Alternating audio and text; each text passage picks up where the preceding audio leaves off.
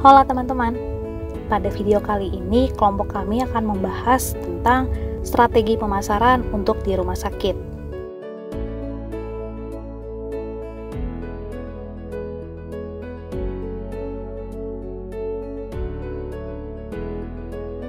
Tujuan pembelajarannya adalah yang pertama, untuk mengetahui langkah-langkah utama dalam membangun rencana strategi untuk suatu organisasi yaitu rumah sakit. Yang kedua, untuk mengetahui bagaimana konsep strategi pemasaran baik dilakukan di suatu organisasi maupun di rumah sakit. Yang ketiga, untuk mengetahui apa saja langkah-langkah bagaimana cara menjalankan strategi pemasaran. Yang keempat, mengetahui bagaimana konsep marketing mix. Yang kelima, mengetahui bagaimana konsep marketing STP. Rumah sakit perlu untuk melakukan inovasi dan perkembangan pada pelayanan dan pengelolaan agar dapat mengikuti perkembangan zaman saat ini. Beberapa pengertian strategi pemasaran menurut para ahli. Menurut Kotler dan Armstrong pada tahun 2008, pengertian strategi pemasaran adalah suatu logika pemasaran di mana unit bisnis tersebut dapat berharap untuk bagaimana menciptakan nilai dan memperoleh keuntungan dari hubungannya dengan konsumen. Menurut Kurtz pada tahun 2008, pengertian strategi pemasaran adalah bagaimana keseluruhan program perusahaan dalam menentukan target pasar dan bagaimana memuaskan konsumen tersebut dengan cara membangun kombinasi elemen dari marketing mix produk, distribusi, promosi, dan juga harga. Sehingga kesimpulan dari pengertian strategi pemasaran adalah upaya memasarkan suatu produk baik itu barang maupun jasa dengan menggunakan pola rencana dan juga taktik-taktik tertentu sehingga jumlah penjualan dapat menjadi lebih tinggi. Oleh karena itu, alasan mendasar mengapa rumah sakit harus mempertimbangkan upaya pemasaran adalah bahwa prinsip-prinsip pemasaran akan memungkinkan rumah sakit dapat mencapai tujuan-tujuannya secara lebih efektif. Selanjutnya kita masuk dalam fungsi strategi pemasaran. Dalam fungsi strategi pemasaran ini ada 4, yaitu 1. Meningkatkan motivasi untuk melihat masa depan. Yang kedua adalah koordinasi pemasaran yang lebih efektif. Yang ketiga adalah merumuskan tujuan perusahaan. Dan yang terakhir adalah pengawasan kegiatan pemasaran. Secara umum terdapat 4 tujuan strategi pemasaran, di antaranya pertama, untuk meningkatkan kualitas koordinasi antar individu dalam tim pemasaran. Yang kedua, sebagai alat ukur hasil pemasaran berdasarkan standar prestasi yang telah ditentukan. Yang ketiga, sebagai dasar logis dalam mengambil keputusan pemasaran. Dan yang terakhir adalah untuk meningkatkan kemampuan dalam beradaptasi bila terjadi perubahan dalam pemasaran. Yang berikut adalah konsep strategi pemasaran. Pertama, segmentasi pasar, di mana perusahaan harus melakukan klarifikasi pasar yang sifatnya heterogen menjadi satuan-satuan pasar yang bersifat homogen. Yang kedua, market positioning. Perusahaan harus ada pola spesifik untuk mendapatkan posisi kuat dalam pasar, yaitu memilih segmen yang paling menguntungkan. Yang ketiga adalah market entry strategi. Beberapa cara yang sering dilakukan adalah membeli perusahaan lain, internal development, dan kerjasama dengan perusahaan yang lain. Yang keempat adalah marketing mix strategi. Kumpulan dari beberapa variabel yang telah digunakan perusahaan untuk mempengaruhi tanggapan konsumen. Variabel tersebut diantaranya adalah produk, price, place, promotion, partisipan, proses, people, psychal, evidence. Dan yang terakhir adalah timing strategi. Perusahaan perlu melakukan berbagai persiapan yang baik di bidang produksi dan menentukan waktu yang tepat untuk mendistribusikan produknya ke pasar. Langkah menjalankan strategi pemasaran. Yang pertama, analisis situasi.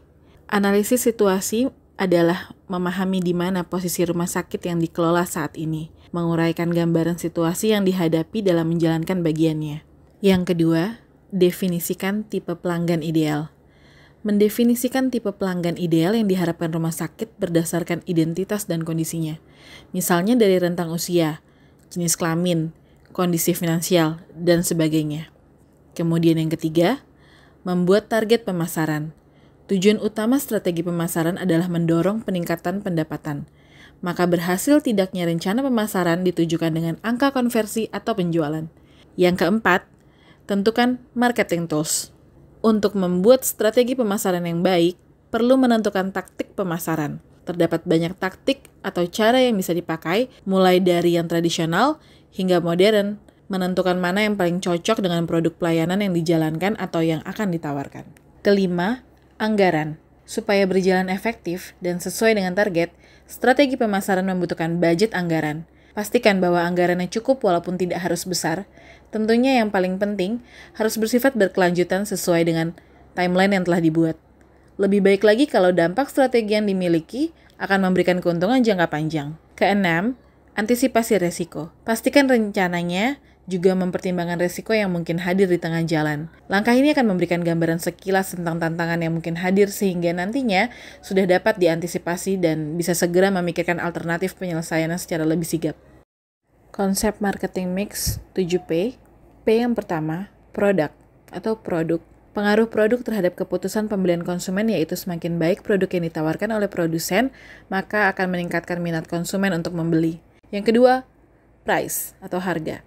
Pengaruh harga terhadap keputusan pembelian konsumen, semakin murah harga yang ditawarkan, maka akan meningkatkan daya tarik konsumen untuk membeli barang atau jasa tersebut, karena konsumen pasti akan mencari harga terbaik dan membandingkannya dengan harga produk serupa di tempat lain sebelum pada akhirnya memutuskan pembelian. Yang ketiga, promotion atau promosi. Pengaruh promosi terhadap keputusan pembelian konsumen, semakin menarik promosi yang dilakukan oleh suatu perusahaan, maka akan semakin mempengaruhi konsumen untuk membeli produk atau jasa yang ditawarkan oleh perusahaan tersebut.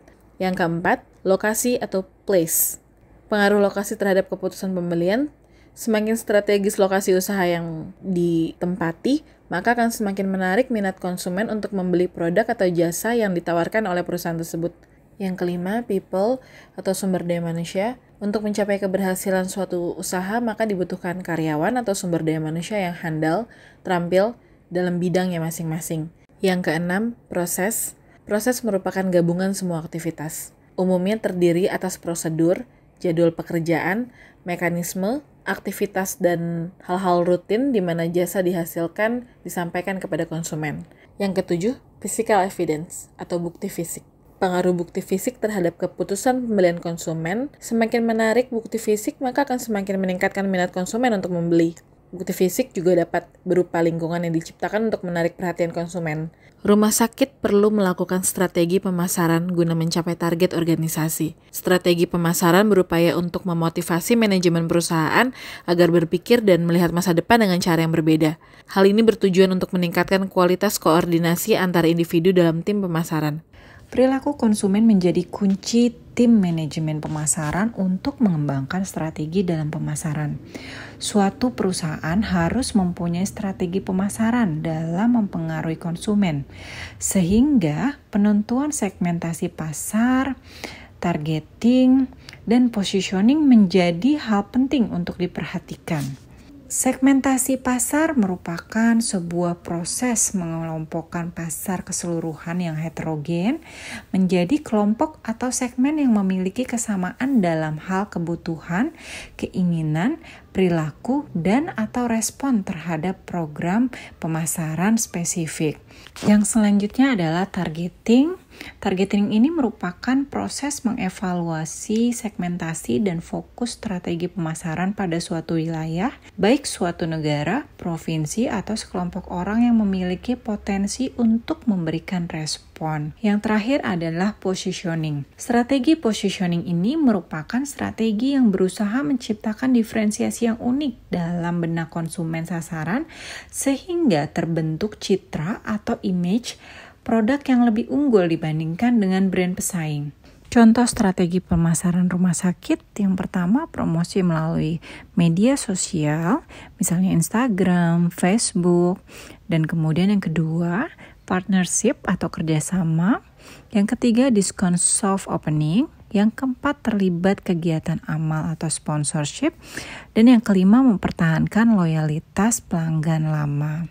Jadi dapat kita simpulkan rumah sakit perlu melakukan desain program pemasaran untuk menjawab tantangan perumahsakitan ke depan agar mampu bersaing dengan rumah sakit lokal maupun rumah sakit bertaraf internasional yang sedang marak diperbincangkan. Analisa penentuan posisi berguna dalam mengestimasi tanggapan pasar, mengevaluasi persaingan, dan menjadi preferensi pembeli. Demikian materi yang dapat kami sampaikan pada video kali ini. Sampai ketemu di video selanjutnya.